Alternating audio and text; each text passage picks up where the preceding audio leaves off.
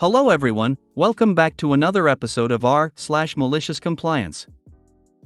In today's episode, Coffee Karen. Report. Where's the report? So you want your ball back?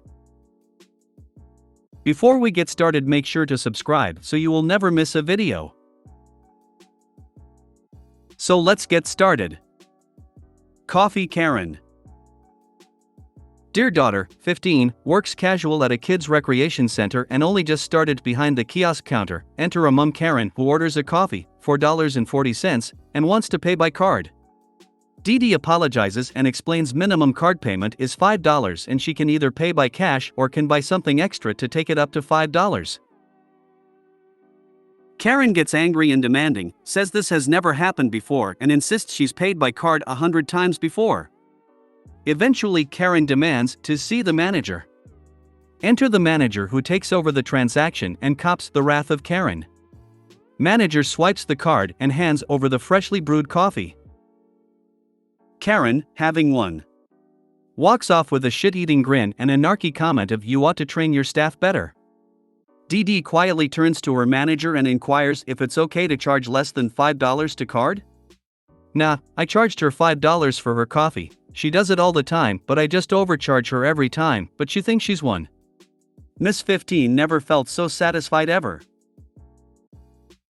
This reminds me of the time I was working at Best Buy customer service and this lady wanted to return an item she purchased a year before, open too. It was way beyond the policy return period, but she was yelling in my face for a solid 20 minutes before she made me get my manager. The manager listened to her for another 5 minutes screaming and yelling, and eventually gave in and returned it. That Karen was so smug when she looked at me. I wanted to punch her. Managers like that have no business managing. That sounds vaguely theft-like. Also, I feel the manager should be sticking up for their staff, because all that does it reinforce such heinous entitled behavior. Yes, this isn't malicious compliance, this is just weird. Not overcharging. Charging the $5 minimum for using a credit charge. But if they told her the coffee is $4.50 and charged her $5, that seems incredibly unethical. I also don't like that the Karen left feeling like her shitty entitlement is rewarded. Basically telling her is good to act like a spoiled child. Do they not just offer to round up for customers who are almost at $5? My public library has a $1 minimum for cards and I've seen people agree readily to pay 10x the usual price for printing a single page because they didn't have any cash or didn't have time to go back to their car for it. Library upcharges helps library. Business upcharge helps owner. That's also why most people won't in business. I honestly wish more places offered this as an option. I don't want to spend unnecessarily on something I don't want, just charge the minimum and take the difference as pure profit. Most ma-and-pop places will do this if you ask, but it's probably against every corporate policy for franchises to do this. Yeah, I'd just consider it the extra bit of tip. Report. Where's the report? In the 1980s, I was general manager of a cable television company. Of all the reports we had to generate for our corporate office, the converter reconciliation report was probably the most important. Every cable TV office in nearly every company had to complete one monthly. If you're of a certain age, you'll remember the converter boxes that connected the TV and the cable so that the customer could tune all the channels. Well, let me tell you, they were expensive, and we had to account for every one of them every month. Many were in customers' homes, but others were on technicians' trucks, in inventory, in repair, lost, stolen, and so on. The converter reconciliation report told us how much of this important asset was in use and where it was. It had to be correct and it had to be in corporate's hands monthly without fail. The company was run by a bunch of disorganized idiots. Every month I would submit this important report to corporate and they would call wanting to know where it was and why I hadn't completed it. Every month I would have to send them another. And they would call again, angry, and I would send another. Wash, rinse, repeat. 4 or 5 times every month, they would lose my report and call, threatening to fire me for not getting the report in on time. I was always in trouble for allegedly not sending my converter reconciliation report. Cue malicious compliance. Having had enough of corporate's BS, I took the completed converter rec report and made 22 photocopies of it, 22 being the average number of work days in a month. I put one in each of the 22 envelopes addressed to the corporate office, put postage on each envelope, and then made sure that in each day's outgoing mail, one report was sent. Sure enough, the angry phone call came. Manager, where's your monthly converter rec? Me, should be in your mailbox. Did you check? Manager, oh, here it is. Okay, thanks. A few days later, manager, where's your monthly converter rec, damn it? Me, should be in your mailbox, boss. Did you check? Manager, oh, here it is. Okay, thanks. Wash, rinse, repeat. Finally, after about 3 weeks, I get a phone call. Manager, why do I have a stack of the same converter rec report? Me, I just always want you to have one handy, boss. After that, they quit losing my report. Just the opposite, we were taught that if we suspected a particular report had outlived its usefulness, we should just not print it for a month and see if anyone complains. The scream test? Just stop doing it and see which department screams about it? I did at a job years ago. I convinced the departmental manager to let me hold several reports and not deliver them. If the user called asking for it, then we delivered it. I did this for 3 months. After that, I showed the manager what we did not send out and was never asked for. We just stopped printing them after that.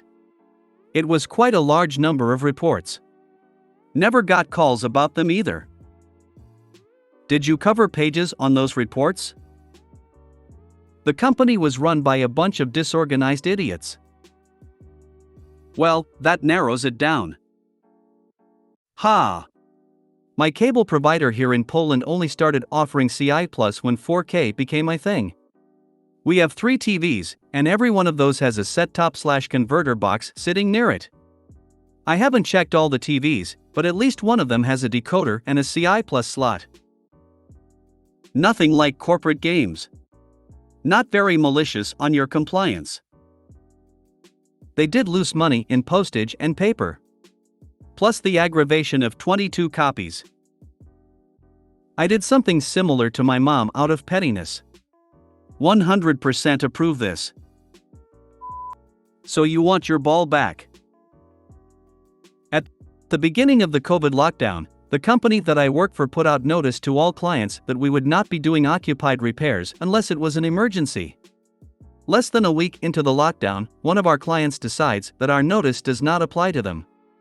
Calls for us to do an occupied repair for a hole in the wall with a side note to retrieve the baseball inside. The following morning, I checked in the leasing office and tried to tell little info as to where the hole was and any info as to what I'm about to walk into. I was told that they wanted the ball back because it was autographed and very valuable. Their kid was playing with it in the apartment. I was also informed to try and keep it to a minimum because the resident was paying for the repair. Wish they had told me how much of a B*TCH resident was going to be. I go to the apartment, introduce myself to the resident, and greeted with what they couldn't find a Mexican to fix my wall. They sent the cracker to make home look shit.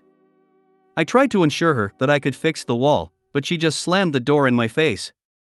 I returned to the leasing office and explained to the assistant maintenance supervisor, AMS, what just happened and just said, "Here we go again. Let's go, I'll talk to her." We both go back to the AMS, tells her that I'm more than capable of fixing wall and he personally requested me to do the job. She lets us in with a look of disapproval. I start the job by spreading out a drop in plastic and cutting out the already baseball-sized hole bigger so I can see and feel around for the ball when I determine that the wall is a staggered wall and I won't be able to find it. For those who don't know, a staggered wall is 2 walls built with an inch of space between them. Used for muffling noises and oftentimes used to hide plumping. I told AMS that she really wants that ball. I'm going to need to open the wall even more. He goes to talk to the resident, and all I hear is her yelling, I don't care if he got to open the entire wall, I want that F***king ball. AMS comes back and motioned to me to take a step outside while he made a phone call. A minute later, my boss calls me, telling me, when I get the okay, do whatever I need to find the ball and keep track of my time. At that point, I realized I'm going to open up a wall just to find a ball. The property manager shows up with a paper in hand and has the resident sign it. Turns to me, said go for it. I began taking out lower half, pulling the insulation, looking high and low.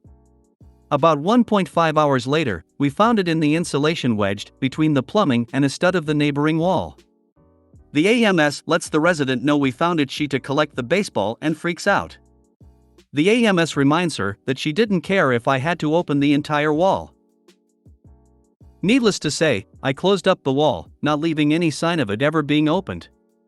The paper the property manager had her sign was to ensure the resident would cover all costs, so what should have been $200 in the job turned into $1,000 plus job, and the autographed baseball turned out to be worthless. The autograph was from college players who didn't go pro. Hopefully, she learned something from this. She didn't learn anything. She apparently has an attitude issue and likely will have this in the future. Good on you to find the baseball and good on the AMS to have your back. No, she did learn something. That the baseball was in fact worth nothing. Well, maybe she learned to not let the kid play with a ball inside home or wall. Should have just shrugged when she went all racist and refused to send anyone there to fix the wall after that. That baseball now owes $1,000. The only way she's going to get value back is to throw that ball through the window of a jewelry store and run off with a fistful of bling. Heads up that both times you use are in the first paragraph, it should be our. With that racist comment right off the bat, I'd have made sure it took me extra long to find that ball. I'd have walked away. As OP should have done as soon they realized that it was not an emergency. If you made it to the end of the video, thanks for watching. Don't forget to like, subscribe and share, and we will see you in the next video.